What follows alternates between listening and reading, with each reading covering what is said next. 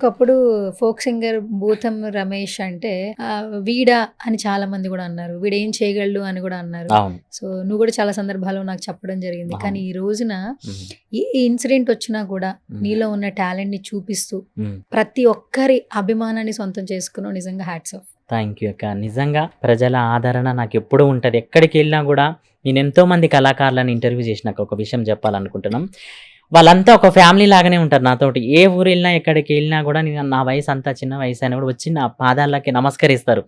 అయ్యో! అమ్మ మీరు పెద్దవాళ్ళు సార్ మిమ్మల్ని అందులోనే చూస్తుంటాం మేము. నిజంగా మీరు పాడే పాట, మీరు చెప్పే మాటలు మా ఇంటి పిల్లలున్నమ్మటే మా ఇంటి పిల్లలు గాక మా చుట్టుపక్కల ఎలా ఉంటదో అలా అనిపిస్తది.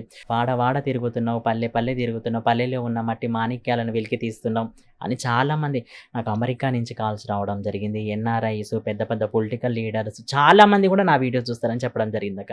నిజంగా కోట్లు సంపాదించినా గూడా ఇలాంటి ఆనందం ఉండదేమో! నాకు వాళ్ళు చెప్పే మాటలు, వాళ్ళు చెప్పే కొట్టే చప్పట్లే నాకు నిజంగా కోట్ల ఆస్తులని జెప్పుకుంటా.